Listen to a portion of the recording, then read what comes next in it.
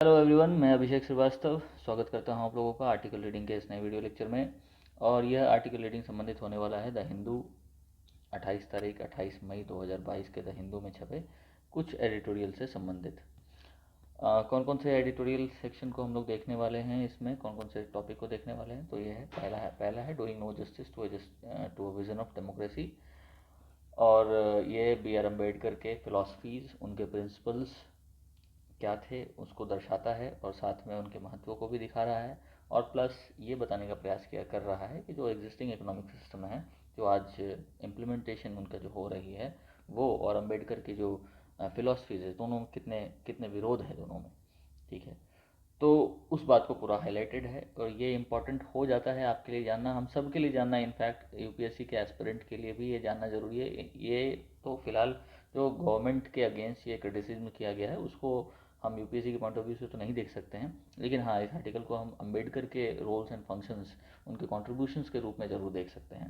ठीक है, वो कॉन्ट्रीब्यूशंस को आप अलग से वहाँ से निकाल के अलग कर सकते हैं, और उनके जो प्रिंसिपल्स थे जैसे कि सोशल जस्टिस है, इकोनॉमिक जस्टिस है और पॉलिटिकल जस्टिस है, उनके जो प्रिंसिपल्स हैं उन प्रिंसिपल्स के रूप में हम इसको आर्टिकल्स को ले सकते हैं। ठीक है, साथ में दूसरा जो आर्टिकल संबंधित है वो है disability and the barriers to feminine hygiene.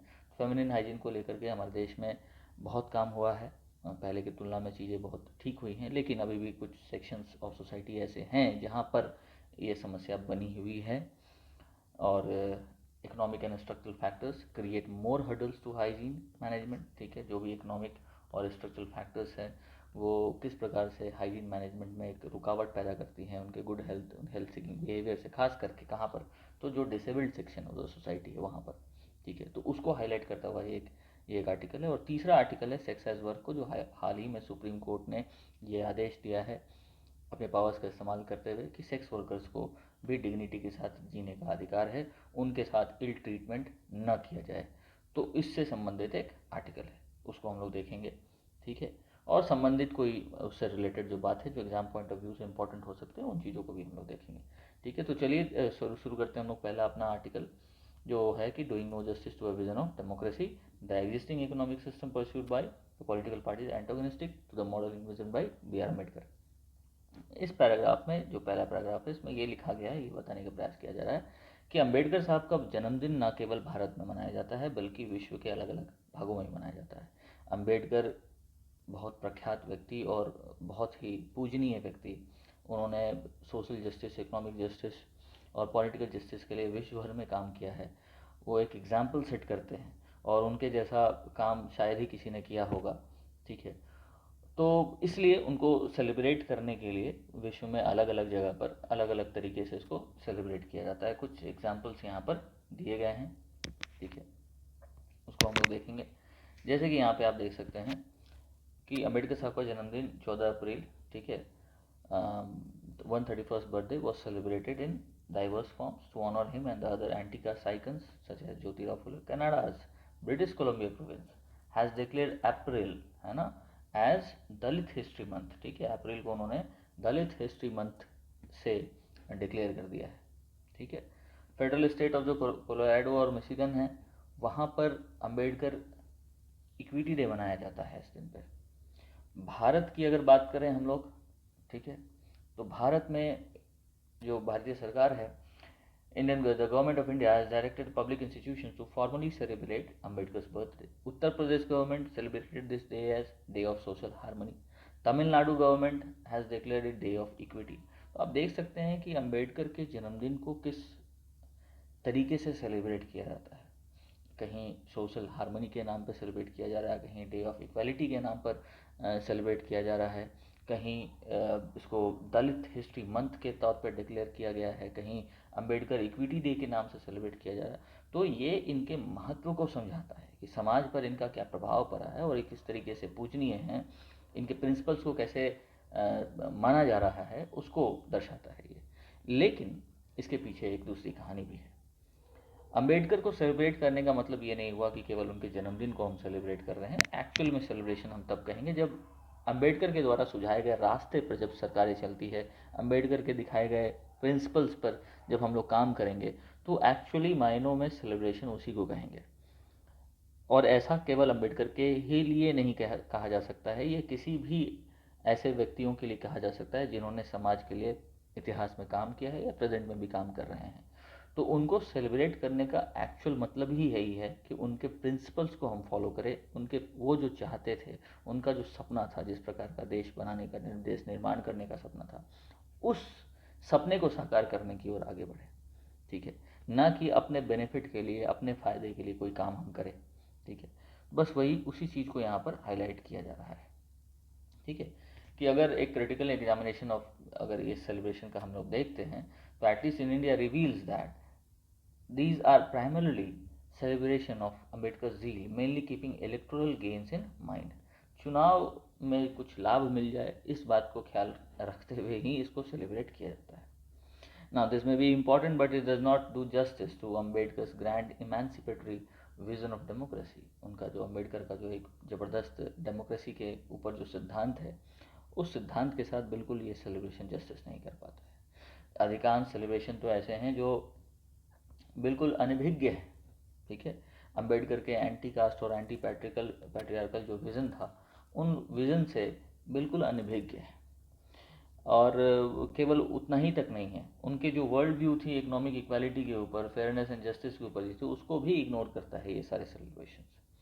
ठीक है, बस इसी को लेकर के ये लाइन यहाँ पर लिखा है कि existing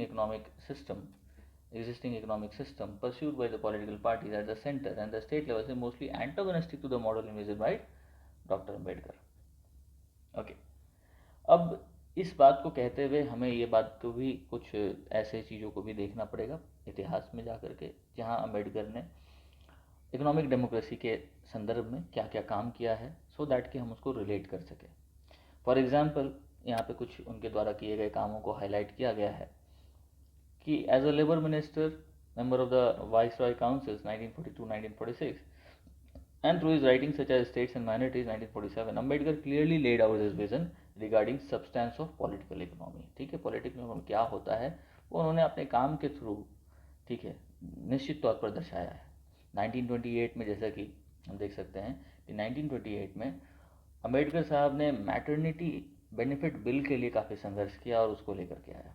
ठीक है, उसके अधिकार को दिलाने के लिए उन्होंने संघर्ष किया। उस समय में मैटरनिटी बेनिफिट बिल की बात करना या मैटरनिटी बेनिफिट दिलवाना एक बहुत बड़ी बात थी।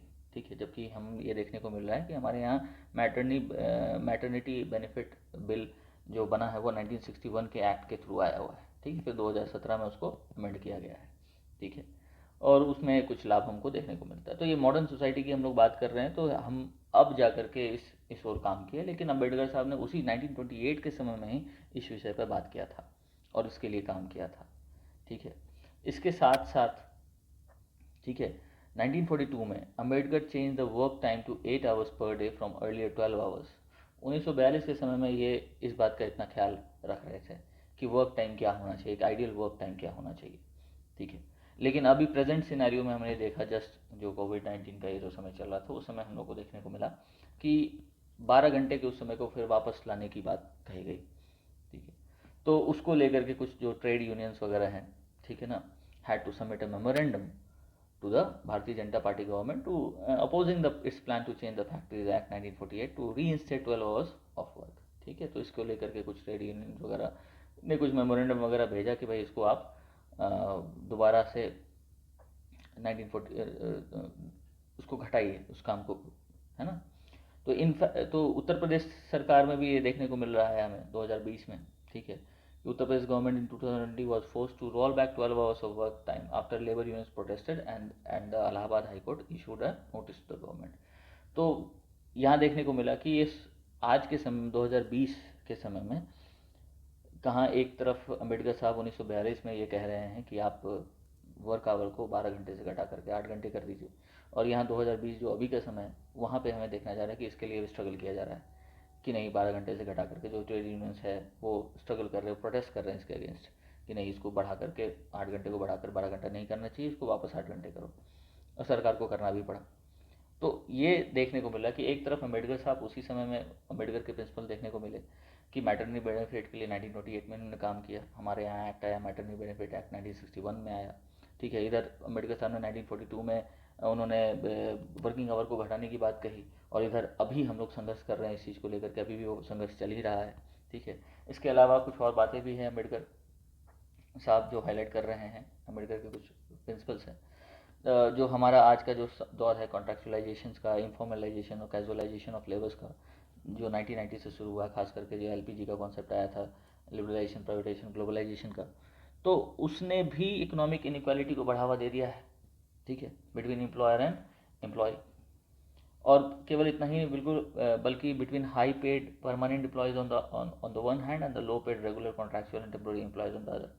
तो कॉन्ट्रैक्चुअल बेसिस पे जो काम बढ़ गए हैं, कॉन्ट्रैक्चुअल बेसिस पे जो एम्प्लॉयमेंट बढ़ा है, उसने एक बहुत बड़ा गैप क्रिएट कर दिया है। ठीक है, अमीरी और गरीबों के बीच में। ठीक है, परमानेंट और टेम्पोररी एम्प्लॉयज़ के बीच में जो भेदभाव किया जाता है, उन भेदभाव को उजागर किया है। ठीक है, तो कहीं ना कहीं ये इनइक्वालिटी देखने को हमें आज के समय में मिल रही है। परमानेंट एम्प्लॉयज़ को हायर करने के बजाय हम कॉन्ट्रैक्ट बेसिस पे हायर कर रहे हैं, और ये हायरिंग बढ़ रही है।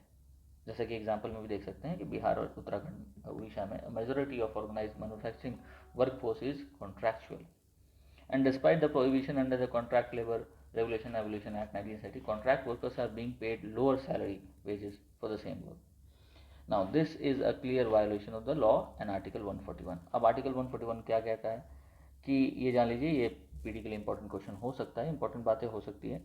The law declared by the supreme court shall be binding on all courts with in the territory of India. This is what 141 is saying, कि सुप्रीम कोर्ट ने जो ये कानून बनाया है, कोई भी कानून जो सुप्रीम कोर्ट बनाती है, ठीक है, वो सभी कोर्ट्स के लिए, वो with in the territory of India वो वैलिड होगा। ठीक है, वो उसको मानना ही पड़ेगा। तो यहाँ पर कानून तो बना है, लेकिन उसका वायलेशन होता हुआ हमें दिख रहा है। ठीक है, इसके अलावा एक और डाटा यहाँ दिया है, contract workers have increase from 15.5% 2001 to 27.9% 2015 to 16, even in the organised manufacturing sector. ठीक है, जबकि अम्बेडकर इस कॉन्ट्रैक्चुअलाइजेशन के विरोध में थे। ठीक है, तो इस बात को यहाँ पर ये हाईलाइट करने का प्रयास किया जा रहा है।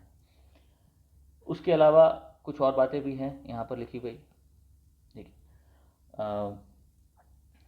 even among the regular workers, according to the periodic labor force, according to the periodic labor force 2017-18, 45% were paid less than 10,000 a month, 72% paid below 18,000 a month, and around 3% of regular workers earn between 50,000 to 1 lakh a month, and only 0.2% earn more than 1 lakh. ठीक है, तो ये एक economic gap देखने को हमें यहाँ मिल रहा है, अमीरी और सैलरी के बीच में जो अंतर है वो देखने को हमें मिल रहा है। ठीक है, जो नहीं होना चाहिए। ठीक है, it should not be so, this is not Ambedkar इनविजन्ड। ठीक है, तो अगर इस तरीके से चीज़ें चलेंगी तो अम्बेडकर इस विषय में बिल्कुल क्लियर थे, कि Ambedkar was clear that the continued existence of glaring inequalities and the tyranny of majority will sound the death nail of Indian democracy. और अगर ऐसा चलता रहा, ऐसे ही चलता रहा, तो फिर इंडियन डेमोक्रेसी का समापन हो जाएगा। ठीक है, और इसी से ये स्टेटमेंट भी निकल के आता है, जो प्रोबेबली इम्पॉर्टेंट हो सकता है for your explanation, may be for your mains question. The emergence of new classes and new contradictions threatens the very democratic existence and secular fabric of this country. ठीक है, तो ये लाइन एक्सप्लेन करने के लिए पूछा जा सकता है, या इस रूप में या किसी और रूप में, लेकिन it can be of explanatory nature. ठीक है, जो एग्ज़ाम में शायद, या आपको आंसर राइटिंग करने के लिए इसको जरूर लिख लेना चाहिए, एक जगह कोट कर लेना चाहिए। ठीक है, इसके अलावा इसमें आगे बढ़ते हुए आर्टिकल कहता है, ठीक है, कि it is worth recalling that Ambedkar not only establish equal pay for equal work irrespective of gender as a member of viceroy council, but also included this part as directive principle in the Indian constitution. ठीक है, तो equal pay for equal work हम लोग जान रहे हैं ना, DPSP का ये पार्ट है। ठीक है, ये अम्बेडकर ने इंक्लूड किया डीपीएसपी में, लेकिन आज भी ये प्रिंसिपल्स तो है, लेकिन फिर भी जो डेटा है उस हिसाब से अगर देखते हैं, तो women still continue to receive on average between rupees 70 to 90 a day less than men as both formal and informal workers. तो अब एक तरफ हम equal pay for equal work की बात कर रहे हैं, डीपीएसपी में इसको शामिल किए, लेकिन इसके बावजूद जो मौजूदा हालात है, जो इम्प्लीमेंटेशन है, वो उस तरीके से नहीं हो रहा है। आज भी equal pay for equal work हमें देखने को नहीं मिल रही है। ठीक है, now imagine what would have been the stand of Ambedkar regarding this had he been alive. अगर अम्बेडकर होते तो फिर क्या बोलते इसके खिलाफ।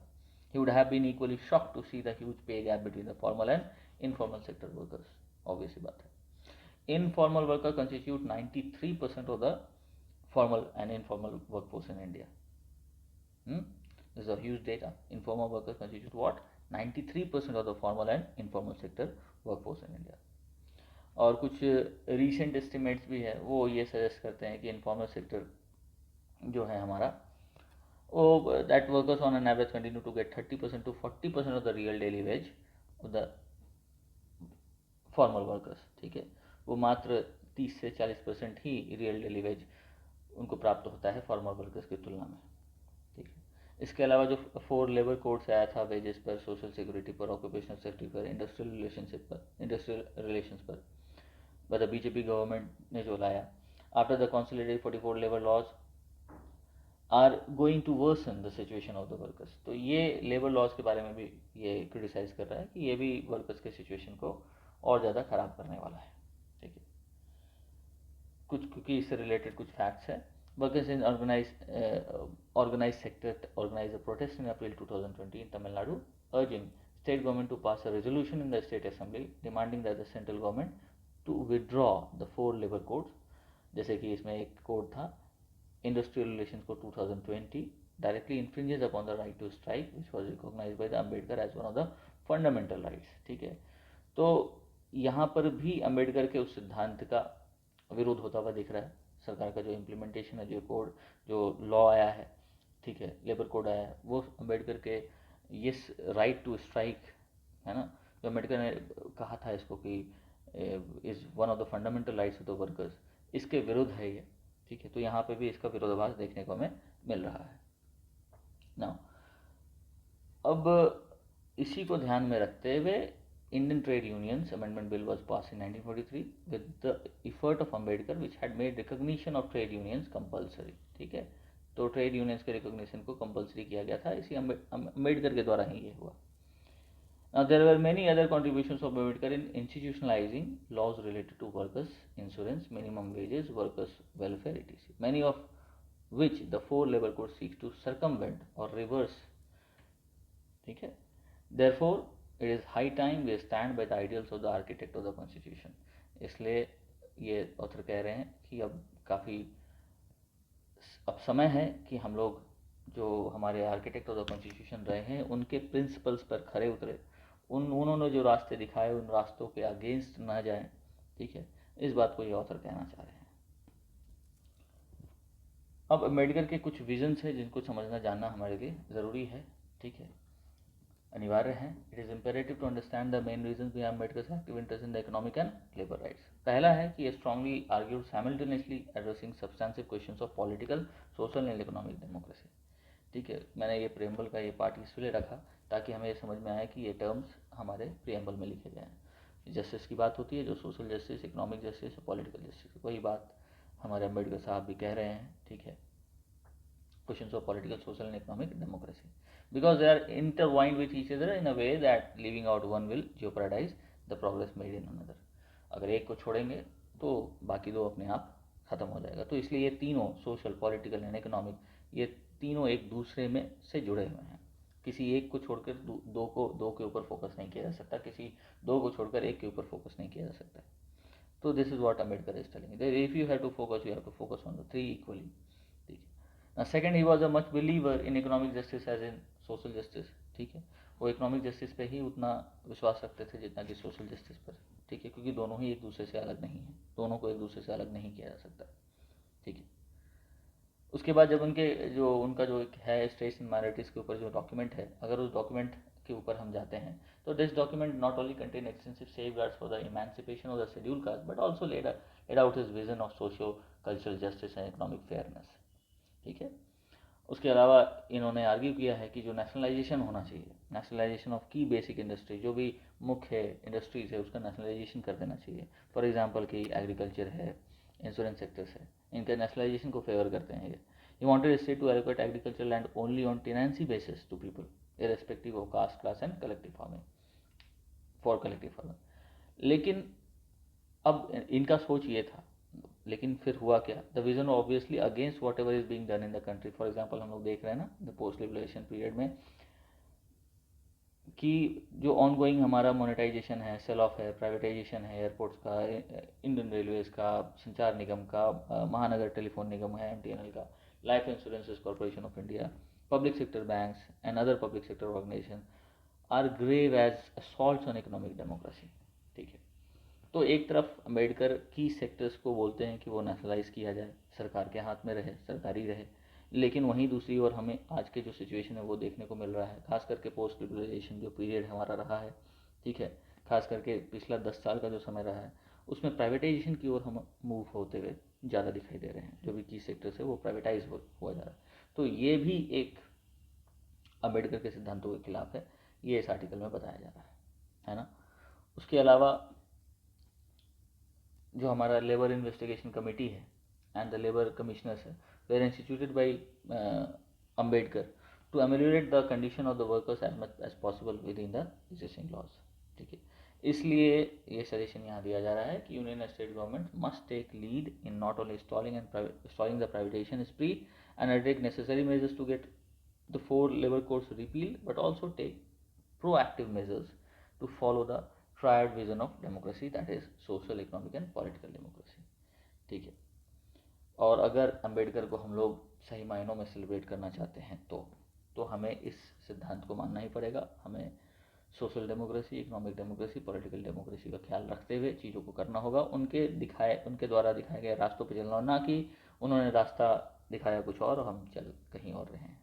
ऐसा करने से आने वाले समय में कठिनाई हो सकती है, ऐसा इस आर्टिकल का कहना है।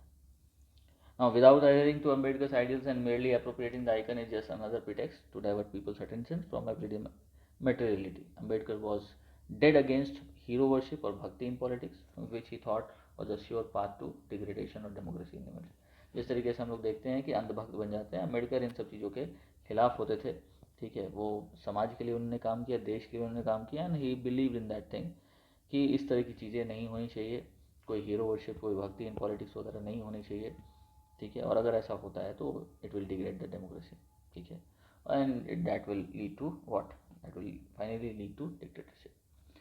अब यहाँ पर एक छोटा सा बात है जो इसी से रिलेट करता हुआ है, जिसको एक्सप्लेन किया गया हमारे कॉन्स्टिट्यूशन में ही है कि इंडिया का जो सिस्टम है वो किस प्रिंसिपल्स को फॉलो करता है। तो डेमोक्रेटिक सोशलिज्म के प्रिंसिपल को फॉलो करता है। ठीक है, एंड कम्युनिस्टिक सोशलिज्म को फॉलो नहीं करता है। बात आप पढ़े होंगे या नहीं पढ़े तो आप जान लीजिए। डेमोक्रेटिक सोशलिज्म का क्या मतलब होता है? Coexistence of mixed economy where private and public sectors both coexist. ठीक है, और कम्युनिस्टिक सोशलिज्म का क्या मतलब होता है? इसको हम लोग स्टेट सोशलिज्म भी बोलते हैं। Involve the nationalisation of all means of production and distribution of and abolition of private property. ठीक है, ये हो गया कम्युनिस्टिक सोशलिज्म। जबकि भारत क्या है? एक डेमोक्रेटिक सोशलिज्म है, जहाँ पर मिक्स इकोनॉमी होगा, जहाँ प्राइवेट और पब्लिक सेक्टर दोनों होगा। ठीक है, डेमोक्रेटिक सोशलिज्म क्या हो सकता है? It is a solution for eradication of poverty, evil of ignorance, disease, inequality of opportunity. Gandhian और मार्क्सी सिद्धांत पर ये बना है, खास करके ये गांधीयन प्रिंसिपल की ओर ज़्यादा झुका हुआ है। लेकिन जो हमारा जो नया कॉन्सेप्ट है लिबरलाइजेशन, प्राइवेटाइजेशन और ग्लोबलाइजेशन का, वो has drifted India away from its own principle of democratic socialism. तो हम लोग मिक्स्ड इकोनॉमी तो हैं, लेकिन हमारा फोकस इधर थोड़ा प्राइवेटाइजेशन की ओर ज़्यादा आ गया है। लिबरलाइजेशन के कॉन्सेप्ट, लिबरलाइजेशन, प्राइवेटाइजेशन, ग्लोबलाइजेशन के कॉन्सेप्ट के कारण हम चीज़ों को देखने को मिल रहा है, जो इसमें भी दिखाया गया है। जिस तरीके से हमने देखा कि जो मेजर और की सेक्टर्स है उसको प्राइवेटाइज किया जा रहा है। ठीक है, खास करके जो एलपीजी के बाद का जो समय था, एक सेकेंड, तो जैसा कि हमने इस आर्टिकल में भी देखा है कि जो भी इम्पोर्टेंट की सेक्टर्स है उसको प्राइवेटाइज किया जा रहा है, तो ऐसा नहीं होना चाहिए। वो हमारे डेमोक्रेटिक प्रिंसिपल्स के खिलाफ है, डेमोक्रेटिक सोशलिज्म के प्रिंसिपल के खिलाफ है। ठीक है, तो ये टोटल आर्टिकल हो गया अम्बेडकर से रिलेटेड और जो बातें कही गई। तो इसमें इम्पोर्टेंट यही था कि जो अम्बेडकर के दिखाए गए रास्ते हैं, जो बताए गए जो प्रिंसिपल्स है, उन्होंने मैटरनिटी बेनिफिट बिल के लिए जो काम किया उन्होंने, इसके खिलाफ उसके अलावा जो वर्किंग आवर को घटाने की बात अम्बेडकर साहब ने करी है। ठीक है, इसके साथ साथ जो कॉन्ट्रैक्चुअलाइजेशन और इनफॉर्मलाइजेशन ऑफ लेबर्स की जो बातें, उसके अगेंस्ट किस प्रकार से अम्बेडकर साहब हैं, और वो किस प्रकार से हमें इस आज के समय में ये कॉन्ट्रैक्चुअल लेबर ज़्यादा देखने को मिल रही है, उस बात को ये आर्टिकल हाईलाइट करता है। साथ में ये जो equal pay for equal work है वो किस प्रकार से उसका हनन हो रहा है वो देखने को हमें यहाँ मिल रहा है। ठीक है, कि वुमेन के साथ आज भी उनको कम पैसे मिलते हैं। ये सब फैक्ट्स है, ठीक है, जो इस आर्टिकल में आपको दिखाया गया है। और लेबर कोड्स किस प्रकार से इन्फ्रिंज कर रहा है अंबेडकर के द्वारा रिकॉग्नाइज्ड जो राइट टू स्ट्राइक है, ठीक है, उसको किस प्रकार से ये इन्फ्रिंज कर रहा है। तो इन सारी चीज़ों को ये हाईलाइट कर रहा है और ये सारे जो कॉन्सेप्ट्स हैं ये आपके निश्चित तौर पर काम आ सकते हैं। तो इन सारे कॉन्सेप्ट्स को, इन सारी बातों को आप अलग से कहीं पर नोट करके लिख सकते हैं, सो दैट कि किसी क्वेश्चंस में बताते वक्त इनका आपको हेल्प मिल जाए। ठीक है, अब हम लोग मूव करते हैं अपने नेक्स्ट आर्टिकल की। हमारा संबंधित है disability and the barriers to feminine hygiene. ठीक है, ये बेसिकली रिलेट करता है मेंस्ट्रुअल हेल्थ और हाइजीन मैनेजमेंट से, और उस सेक्शन ऑफ द सोसाइटी में जो disabled section of the society है। ठीक है, इसमें शुरुआत इस प्रकार से है कि पास्ट डिकेड में हमने काफ़ी सिग्निफिकेंट इम्प्रूवमेंट और प्रोग्रेस देखने को हमें मिला है सरकार के द्वारा, और जो नॉन गवर्नमेंटल ऑर्गेनाइजेशन है उसने मेंस्ट्रुअल हेल्थ और हाइजीन मैनेजमेंट के क्षेत्र में अच्छा काम किया है और काफ़ी इम्प्रूवमेंट भी देखने को मिला है। ठीक है, लेकिन इसके बावजूद कुछ सेक्शन ऑफ द सोसाइटी, खासकर जो गर्ल्स और वुमेन की जो डिसेबिलिटी हैं, डिसेबल्ड सेक्शन है, ठीक है, वहाँ पर ये समस्या अभी भी बनी हुई है। उनके पास बहुत सारी ऐसी चीज़ें हैं जो अभी इनके पास मौजूद नहीं, जैसे कि इन्फॉर्मेशन की कमी है, अभी सेक्सुअल हेल्थ के बारे में जो प्रॉपर जानकारी होनी चाहिए वो कमी है, मेंस्ट्रुअल हेल्थ के बारे में जो प्रॉपर इक्विपमेंट्स होने चाहिए, प्रॉपर जो जानकारी उपलब्ध होनी चाहिए, जो केयर गिवर्स होने चाहिए वो नहीं है। समाज में इनका जो एक्सेप्टेंस है वो सही तरीके से नहीं है, समाज में इनके लिए कई तरह के मिसकॉन्सेप्शंस हैं वो अभी हैं, वो सारी समस्याएं हैं। साथ में कुछ सेक्शन ऑफ सोसाइटी डिसेबल्ड के ऐसे हैं जो गरीब हैं, उनके साथ और बड़ी समस्याएं हैं।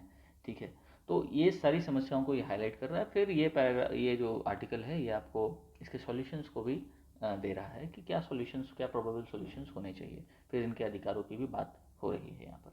ठीक है, तो सेंसस का एक डेटा यहाँ पर हाईलाइटेड है कि नियरली 27 मिलियन पर्सन्स, जो लगभग 2.2% है भारतीय जनसंख्या की, वो डिसेबल्ड है। ठीक है, और ये जो एक्ट है ये स्पेसिफाई करता है कि जो पर्सन विद डिसेबिलिटी हैं has long term physical, mental, intellectual और sensory impairment which in interaction with barriers hinders his full effective and participation in society equally with others. ठीक है, तो चूंकि ये इम्पेयरमेंट होता है, फिजिकल इम्पेयरमेंट, मेंटल, इंटेलेक्चुअल या सेंसरी इम्पेयरमेंट होता है, जिसके कारण ये समाज में इक्वली बिहेव नहीं, समाज के साथ प्रॉपरली इंटरेक्ट नहीं कर पाते हैं, उनका पार्टिसिपेशन कहीं ना कहीं बहुत पीछे रह जाता है। ठीक है, और person with disability are unable to fully participate in many areas of daily life, और कभी कभी तो इनको पार्टिसिपेट करना एक बात है और पार्टिसिपेट करवाना दूसरी बात है, तो इन्हें पार्टिसिपेट करने भी नहीं दिया जाता है, इन्हें करवाया ही नहीं जाता है।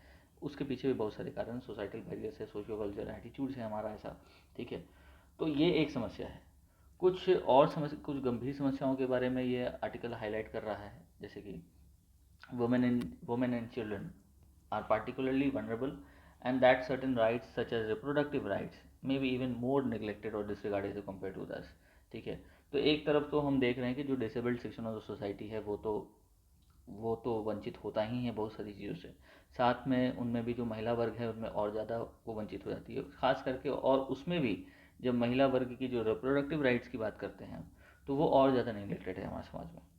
ठीक है, in India, girls and women with disabilities from poor households and marginalized communities bear a triple burden that exacerbates their vulnerabilities। ठीक है, तो जो वैसी महिला वर्ग है जो गरीब परिवार से बिलोंग करती है, ठीक है, जो मार्जिनलाइज कम्युनिटी से बिलोंग करती है, वो उनकी समस्या को और ज़्यादा बढ़ा देता है। ठीक है, वो उनके पास ट्रिपल बर्डन हो जाता है प्रॉब्लम का। एक तो वो महिला वर्ग से बिलोंग कर रही है, ये एक समस्या होती है, दूसरा डिसेबल्ड है वो उनके लिए एक समस्या का कारण है, तीसरा ये कि वो गरीब परिवार से बिलोंग कर रही है। तो ये तीनों मिल करके एक गंभीर समस्या उनके लिए क्रिएट कर देती है। ठीक है, साथ में हमारे समाज में कई सारे मिसकॉन्सेप्शंस भी हैं इनको लेकर के। ठीक है, कि इनके रिप्रोडक्टिव एनाटॉमी को लेकर के, इनके एबिलिटीज़ को लेकर के है, और इनको कंसिडर किया जाता है कि ये सेक्सुअल है, अनसुटेबल फॉर मैरिज है, या फिर incapable of having and raising children है, ऐसी मिसकॉन्सेप्शंस बनी हुई है। ठीक है, इनका जो खास करके जो सेक्सुअल और रिप्रोडक्टिव हेल्थ इन्फॉर्मेशन है उनसे ये वंचित रह जाती हैं। ठीक है, several studies bear testimony to this and reveal that persons with disability are more likely to be denied information about sexual and reproductive health as compared to those with disabilities. ठीक है, और साथ में कुछ हमारे एक्सपीरियंसेस भी हैं, वो ये रिवील करते हैं कि जो कॉम्प्रोमाइज मेंस्ट्रुअल हेल्थ है, जो कि एक physiological aspect of sexual and reproductive health among person with disability होना चाहिए, इनके लिए केवल वहीं तक वो बात सीमित नहीं होती है। ठीक है, कारण है कि इनको समाज में दूसरे नज़र से देखा जाता है, इनको इम्प्योर के तौर पर देखा जाता है। जो मेंस्ट्रुएटर्स है, जो मेंस्ट्रुअल ब्लड है, उनको इम्प्योर या डर्टी समझा जाता है। ठीक है, समाज में ऐसी मान्यताएं फैली हुई हैं, तो ये एक समस्या है। दूसरी समस्या है कि इनका जो इकोनॉमिकल और स्ट्रक्चरल फैक्टर्स है वो एक एडिशनल हर्डल क्रिएट करता है इनके लिए। ठीक है, इसके अलावा जो लिमिटेड इनकी जो मोबिलिटी है, इनकी जो कॉग्निटिव कैपेसिटीज़ चूँकि डिसेबल्ड है तो उसके कारण जो कम हो गई है, इनकी सीमित है, वो और बड़ी समस्या क्रिएट कर रहा है। तो ये पूरा पैराग्राफ जो है इस आर्टिकल में, ये इनके समस्याओं को हाईलाइट करते हुए है कि किस प्रकार से अलग अलग समस्याएं ये फेस इनको करने को मिल रहा है।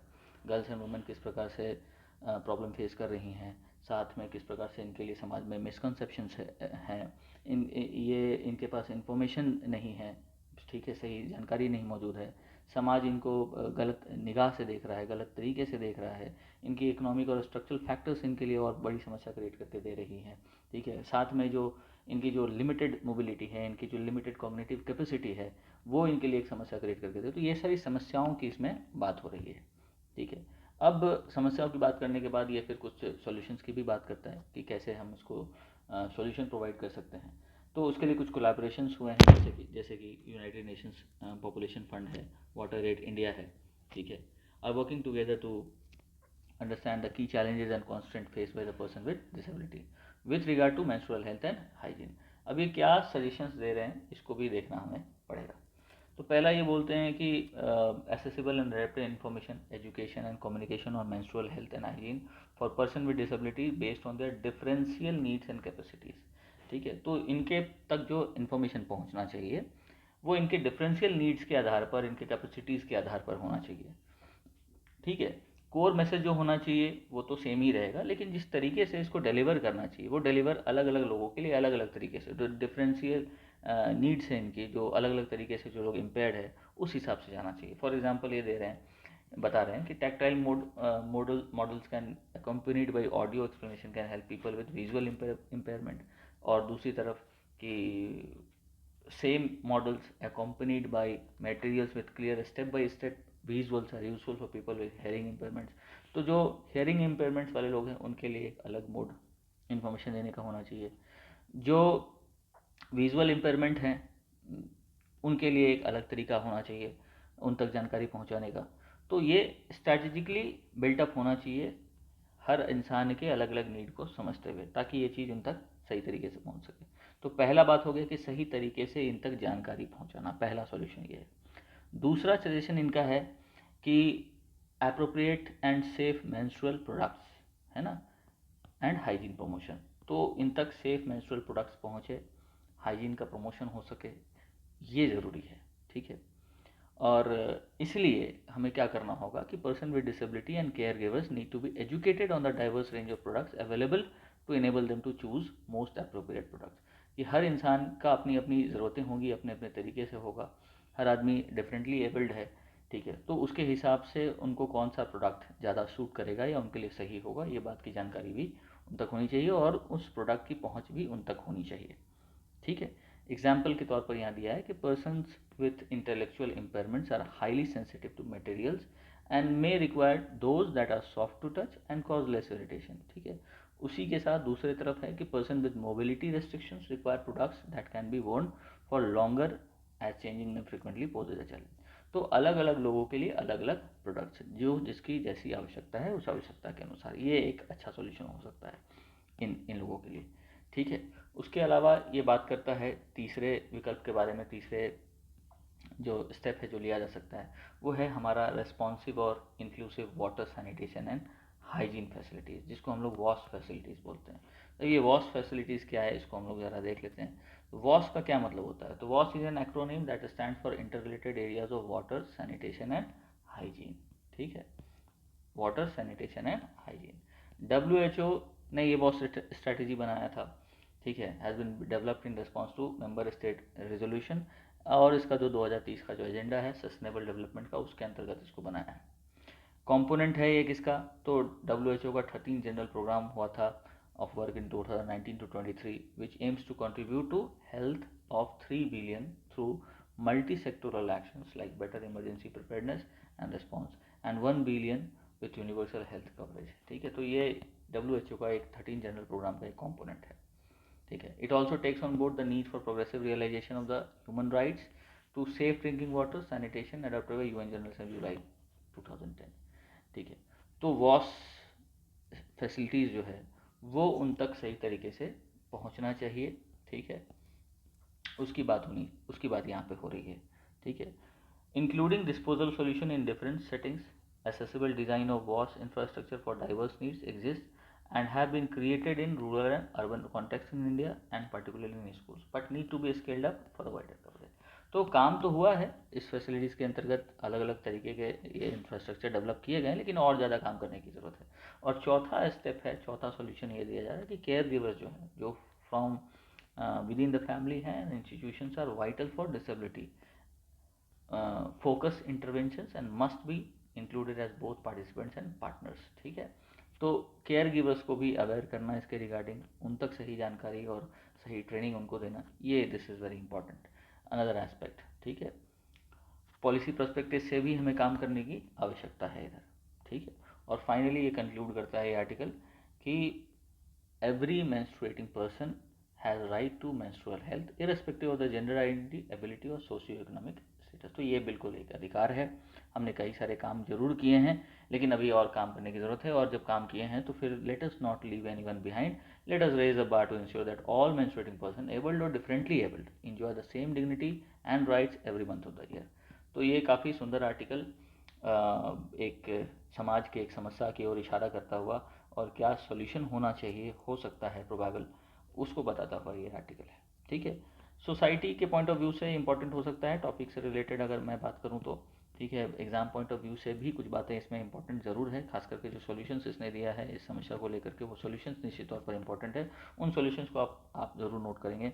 प्रॉब्लम कहाँ कहाँ है, किस क्षेत्र में है और क्या क्या प्रॉब्लम है, उस प्रॉब्लम को इसमें हाईलाइट किया गया है, वो प्रॉब्लम आप उसको नोट कर सकते हैं वहाँ पर, ठीक है। तो उस केस में अगर आप प्रॉब्लम और इसका सॉल्यूशन को हाईलाइट करते हैं, उसको नोट करते हैं, तो वो किसी ना किसी एग्जाम के क्वेश्चंस में आंसर लिखने में काफ़ी मददगार साबित होगा, ठीक है। चलिए हम लोग मूव करते हैं अपने नेक्स्ट आर्टिकल की ओर, जो है काफ़ी महत्वपूर्ण, 2-3 दिन से ये बना हुआ है, सेक्स एज वर्क, ठीक है। क्योंकि सुप्रीम कोर्ट ने अभी रिकॉग्नाइज़ किया है, पार्शली रिकॉग्नाइज़ किया है, कई दिनों से ये डिमांड हो रहा था सेक्स वर्कर्स के थ्रू, कि लॉन्ग स्टैंडिंग डिमांड है ना of sex workers that their work be decriminalised, उसको पार्शियली फुलफिल किया गया है। सुप्रीम कोर्ट ने एक ऑर्डर जो निकाला उसने अभी हाल ही में, has been partially fulfilled with the Supreme Court passing an order on May 19 that adult sex workers are entitled to dignity and equal protection under the law, ठीक है। ये बहुत बड़ी बात हो गई, अगर सुप्रीम कोर्ट जैसी संस्था अगर इनके लिए ये बोल रही हैं तो निश्चित तौर पर इनके लिए बहुत बड़ी बात है, और ऐसा होना भी चाहिए, क्योंकि आर्टिकल 21 जो हमारा कहता है, ठीक है, that guarantees right to a dignified life, ठीक है। तो कॉन्स्टिट्यूशन हमें हर इंसान को यहाँ पर एक डिग्निफाइड लाइफ का अधिकार देता है, और ये इनका राइट टू लाइफ है, ठीक है। तो इसलिए ये काफ़ी इंपॉर्टेंट बन गया ये आर्टिकल, और इसी में सुप्रीम कोर्ट ने जो बातें कही हैं उन्हीं बातों को इसमें बस हाईलाइट किया गया है। हम इस पूरे चीज़ों को तो नहीं देखेंगे, बस क्योंकि इसमें इंपॉर्टेंट बात बस इतनी ही थी, राइट टू लाइफ की चर्चा हो गई है। एक आर्टिकल है यहाँ पर आर्टिकल 142, उसकी चर्चा हम लोग इसमें इस बार देख लेते हैं कि आर्टिकल 142 क्या कहता है, ठीक है। वो एक इम्पॉर्टेंट एस्पेक्ट है इस आर्टिकल का। तो व्हाट इज आर्टिकल 142? तो article 142 provides discretionary power to the Supreme Court, as it states that the Supreme Court in the exercise of its jurisdiction may pass such decree or make such order as is necessary for doing complete justice in any cause or matter pending before it, ठीक है। तो complete justice करने के लिए supreme court article 142 के द्वारा दिए गए पावर का इस्तेमाल करता है, और ये इसका डिस्क्रिशनरी पावर होगा, ठीक है। Now this becomes important thing, ठीक है। ऑब्जेक्टिव क्या है, तो कंप्लीट जस्टिस लाना, संपूर्ण न्याय को लाना, ठीक है, to various deprived sections of the society और टू प्रोटेक्ट द इन्वायरमेंट। इस रिगार्डिंग ये 142 के तहत कुछ निर्णय जरूर ले सकता है। ठीक है, जैसे कि ताजमहल का एक केस हुआ था, the cleansing of Taj Mahal and justice to many under trials as a result of invocation of this article only. तो बहुत सारे ऐसी चीज़ें आर्टिकल 142 के अंतर्गत हमारे देश में सुप्रीम कोर्ट के द्वारा किया जा चुका है। और किस फील्ड में ये काम करती है, तो कंप्लीट जस्टिस देने के क्षेत्र में ये काम करती है। ठीक है, जो relating to the victims of Bhopal gas tragedy था, supreme court place its above laws made by the parliament और legislatures of the state by saying that to do complete justice it could even override the laws made by the parliament। ठीक है, complete justice करने के लिए ये जो parliament के जो द्वारा कानून बनाया जाता है वो उसको भी ओवरराइड कर सकता है। लेकिन फिर सुप्रीम कोर्ट ये बात भी बोलती है कि article 142 could not be used to supplant the existing law but only to supplement the law। ठीक है, वो जो कानून व्यवस्था है उस कानून व्यवस्था को सप्लीमेंट करने के लिए ही है। ठीक है, उसको किसी तरीके से दबाने या कुचलने के लिए नहीं है। ठीक है, तो ये बात को भी ये हाईलाइट कर रही है। तो कंप्लीट जस्टिस लाने के लिए आर्टिकल 142 का यूज़ आर्टिकल 142 का यूज़ हो रहा है। और इस केस में भी, ठीक है, ये सेक्स वर्कर्स के भी केस में इसी आर्टिकल 142 का ही यूज़ किया गया है यहाँ पर, जैसे कि आप यहाँ देख सकते हैं। ठीक है, द कोर्ट इन्वोक्ड, ठीक है, the court invoke powers under article 142 to issue guidelines till the legislation is in force. तो जब तक ये लेजिस्लेशन कम्प्लीटली फोर्स में नहीं आ जाता तब तक आर्टिकल 142 का यूज़ करके, अपने पावर का यूज़ करके इस गाइडलाइन को इशू किया गया है। ठीक है, तो यही एक बात है यहाँ पर। तो उम्मीद है कि आर्टिकल 142 क्या है वो समझ में आ गया होगा, सुप्रीम कोर्ट का इसके अंतर्गत क्या पावर इसको मिला है ये भी आपको समझ में आ गया होगा। कुछ और बातें हैं इसके रिगार्डिंग, उसको भी देख लेते हैं। ठीक है, in recent years there have been several judgments of supreme court wherein it has been foraying into areas which had long been forbidden to the judiciary. ठीक है, जुडिशरी को उसमें एंटर करने से मना किया गया था। ठीक है, by reasons of the doctrine of separation of power. Obviously बात है, सेपरेशन ऑफ पावर हमारे कॉन्स्टिट्यूशन का एक प्रिंसिपल है और हमारे बेसिक स्ट्रक्चर ऑफ कॉन्स्टिट्यूशन का एक पार्ट है। ठीक है, ये मुझे ठीक है, मुझे उम्मीद है कि ये बात आपको पता होगा।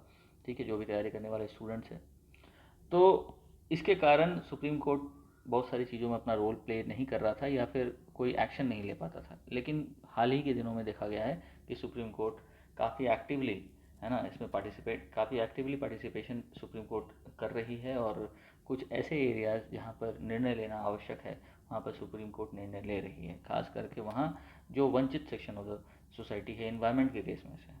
फॉर एग्जाम्पल, एक एग्जाम्पल यहाँ दिया हुआ है, जैसे कि ban on the sale of alcohol along national and state highways.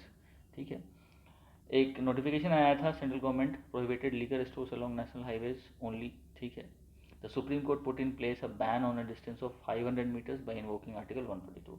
तो नेशनल हाईवे के ऊपर कोई शराब नहीं बिकेगा, ऐसा कुछ नोटिफिकेशन आया था सेंट्रल गवर्नमेंट का। ठीक है, लीगर स्टोर्स नहीं होने चाहिए वहाँ पर। सुप्रीम कोर्ट ने आर्टिकल 142 का यूज़ करके एक बैन लगाया कि भाई 500 मीटर के अंतर्गत, ठीक है, ये किसी तरह का लीगर स्टोर्स नहीं होना चाहिए। उसके अलावा जो स्टेट गवर्नमेंट्स में था, ठीक है, सेम आर्टिकल का यूज़ किया गया कि ऐसा कोई नोटिफिकेशन स्टेट गवर्नमेंट्स ने रिलीज़ नहीं किया था। तो कोर्ट ने अपने इसी चीज़ को स्टेट हाईवेज के ऊपर भी एक्सटेंड कर दिया।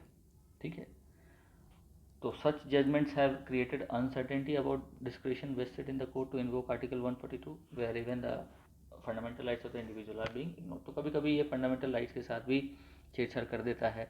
ऐसी अगर डिस्क्रिशनरी पावर का कोर्ट अगर इस्तेमाल करता है, अपने डिस्क्रिशन पे यूज़ करता है, तो एक प्रॉब्लम भी बन सकता है आने वाले समय में। और तो फिर इस ओर भी हमें थोड़ा ध्यान देना चाहिए, कोर्ट को ये सोचना चाहिए कि इसके लिए ऐसा क्या किया जाए, इसको कैसे बैलेंस किया जाए कि ये आगे चल के कोई प्रॉब्लम क्रिएट ना करे। ठीक है, और तो इसके लिए कुछ स्टेप्स लेने की आवश्यकता हमें है ज़रूर 142 के लिए। तो 142 ओवरऑल क्या है क्या नहीं है, मुझे लगता है अब आपको समझ में आ गया होगा अच्छे से। और ये क्वेश्चन बन सकता है, आसानी से क्वेश्चन बन सकता है कि 142 के अंतर्गत सुप्रीम कोर्ट के पास क्या पावर है। ठीक है, उसी तरह से अम्बेडकर वाला जो आर्टिकल था उसमें हम लोगों ने 141 आर्टिकल 141 के बारे में देखा। ठीक है, ये तो दोनों ही आर्टिकल आपके लिए एग्ज़ाम पॉइंट ऑफ व्यू से बहुत महत्वपूर्ण है। ठीक है, तो आज के आर्टिकल में इतना ही, हम लोग मिलेंगे अगले आर्टिकल में। उम्मीद है आपको ये आर्टिकल पसंद आया होगा। ठीक है, फिर भी अच्छा लगे तो आप उसे लाइक कीजिए, कमेंट कीजिए, शेयर कीजिए। मिलते हैं नेक्स्ट आर्टिकल में। Thank you very much.